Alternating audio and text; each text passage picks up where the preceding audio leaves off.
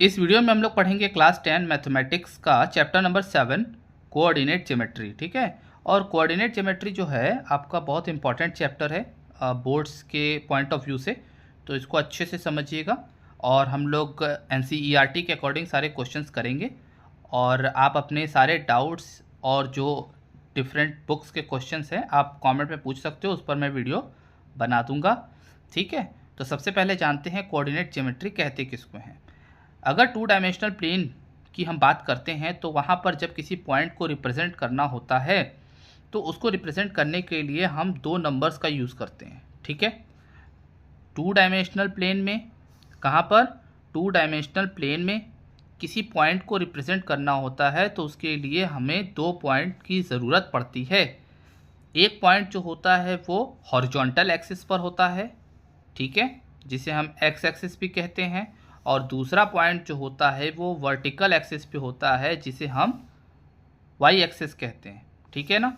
और ये पहले पॉइंट को हम कहते हैं एब्सिसा, दूसरे पॉइंट को कहते हैं ऑर्डिनेट, और कंबाइंड तौर पर इस पॉइंट को कहा जाता है कोऑर्डिनेट। ठीक है। तो एक बेसिक कॉन्सेप्ट आपको समझ में आ गया होगा। किसी पॉइंट को रिप्रेजेंट करना है टू डायमेंशनल प्लेन में तो हमें पेयर्स ऑफ नंबर्स की ज़रूरत पड़ती है, जिसमें पहला नंबर एक्स एक्सिस यानी हॉरिजॉन्टल एक्सिस को रिप्रेजेंट करता है और दूसरा वर्टिकल एक्सिस यानी वाई एक्सिस को रिप्रेजेंट करता है जिसे ऑर्डिनेट कहते हैं, और पहले नंबर को एब्सिसा कहते हैं और इसे कंबाइंडली कोऑर्डिनेट कहा जाता है। और ये किसको रिप्रेजेंट करता है? एक पॉइंट को। किसको रिप्रेजेंट करता है? एक पॉइंट को। इसके बारे में अगर और अच्छे से समझना है, ऑर्डिनेट, एब्सिसा और इसके first quadrant, second quadrant, third quadrant, point का रिप्रेजेंटेशन, ये क्लास 9th में आपको ये चैप्टर पढ़ाया गया है।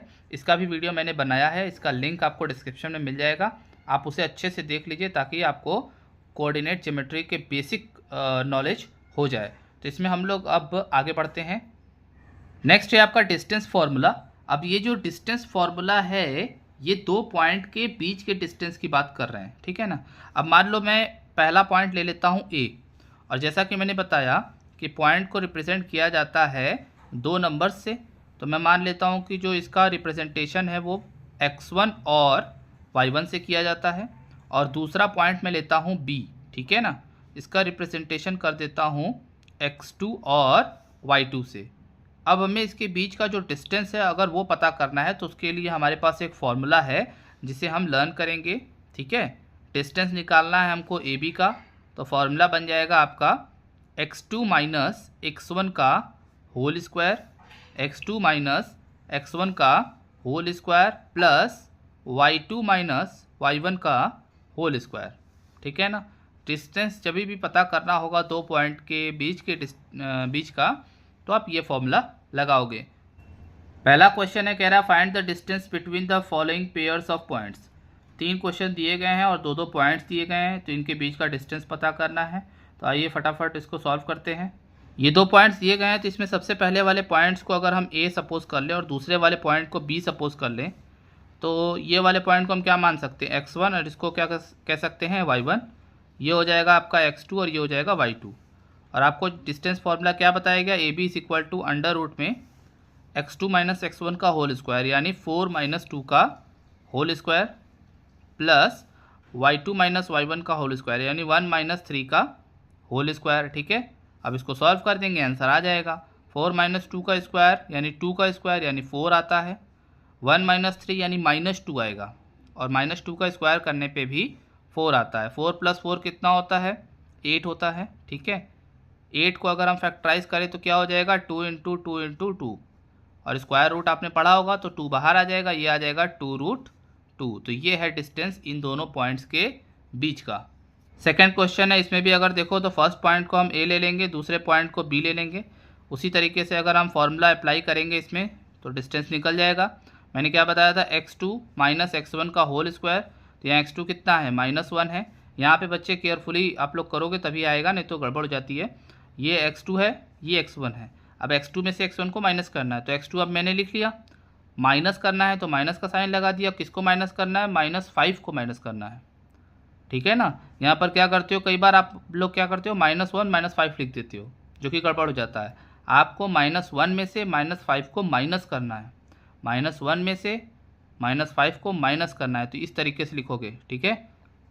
फिर यहाँ पर क्या हो जाएगा 3 - 7 का होल स्क्वायर यानी y2 - y1 का होल स्क्वायर। अब इसको सॉल्व कर लो, -1 और ये माइनस माइनस क्या हो जाएगा प्लस, तो -1 + 5 का होल स्क्वायर, और यहाँ पर कितना हो जाएगा -4 का होल स्क्वायर। अब इसको अगर आप सॉल्व करो तो -1 + 5 कितना होता है 4 स्क्वायर, और यहाँ पे -4 का स्क्वायर करेंगे 16, ठीक है, क्योंकि नेगेटिव हो या पॉजिटिव इसका स्क्वायर करने पे पॉजिटिव आता है, और ये इसका स्क्वायर 16 + 16, ठीक है ना। तो एक तरह से देखा जाए तो √32 आ गया। √32 का अगर इस तरह से फैक्टराइजेशन करोगे तो आपको पता चलेगा 4√2 आंसर आ जाएगा। कितना आ जाएगा 4√2। थर्ड भी इसी तरीके का है, बस यहाँ पे नंबर्स न दे के आपको वेरिएबल दे दिया है, तो कोई दिक्कत नहीं है, तरीका तो वही है, ठीक है। इस पॉइंट को ए ले लेंगे, इस पॉइंट को बी ले लेंगे, ठीक है। आपको ए बी फाइंड आउट करना है। फॉर्मूला क्या होता है x2 - x1 का होल स्क्वायर यानी -a का होल स्क्वायर, ठीक है ना। ऊपर वाले की तरह देखिए कंफ्यूज मत होइएगा, वहाँ पर क्या करना था कि 2 नेगेटिव को सब्ट्रैक्ट करना था, तो 2 नेगेटिव को सब्ट्रैक्ट करने के लिए बीच में माइनस लगा के ब्रैकेट लगाना पड़ा। यहाँ नेगेटिव नहीं है, ये -a में से माइनस करना है a को, ठीक है ना। ये छोटी छोटी चीज़ है, इसको ध्यान नहीं दोगे तो गड़बड़ हो जाएगा। फिर -b में से सब्ट्रैक्ट करना है -b को, ठीक है ना, b को सब्ट्रैक्ट करना है, तो इस तरीके से लिखा जाएगा। ये हो जाएगा आपका -2a का होल स्क्वायर, और ये हो जाएगा -2b का होल स्क्वायर। इसको अगर सॉल्व करोगे तो क्या आ जाएगा 4a² + 4b²। इसमें से कॉमन क्या है 4 कॉमन है, तो 4 को कॉमन ले लेंगे, ठीक है। और आपको पता है 4 का स्क्वायर रूट कितना होता है 2, तो 2 बाहर आ जाएगा, 2 √a² + b²।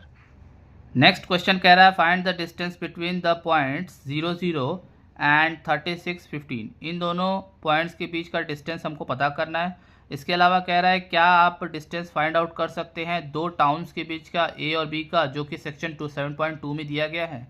देखिए आपको अगर ये बेसिक चीज़ आ गया है कि भाई 2 पॉइंट है और उसके बीच का डिस्टेंस पता करना है, तो हर बार एक ही तरीके से सॉल्व होता है। तो मैं जो यहाँ दिया है मैं वो आपको बता दे रहा हूँ, बाकी ये जो 2 टाउन की बात कर रहा है ये मैं आपको होमवर्क दे रहा हूँ। आप सेक्शन 7.2 में जाइए और वहाँ पे जो 2 पॉइंट है उसको लिखकर उसके बीच का डिस्टेंस आप बताइएगा, ठीक है। तो इसमें जो दिया गया उसको सॉल्व करते हैं। यहाँ पे जो 2 पॉइंट दिया गया है वो 0 0 और 36 15 है, ठीक है ना। अब उसी तरीके से सॉल्व करेंगे जैसा अब तक 3 क्वेश्चन मैंने किया है। तो x2 - x1 का होल स्क्वायर यानी 36 - 0 का होल स्क्वायर + 15 - 0 का होल स्क्वायर। क्लियर है। क्यों 0 का होल स्क्वायर कर रहे हैं, बिकॉज y2 - y1 होगा।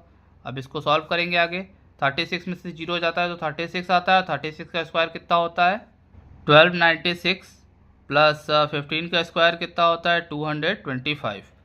इन दोनों को अगर हम लोग ऐड कर देंगे तो आ जाएगा 1521, और आपको स्क्वायर रूट आता होगा, तो ये जो है स्क्वायर होता है किसका 39 का। आप इसका फैक्टराइजेशन करके भी स्क्वायर रूट फाइंड आउट कर सकते हैं।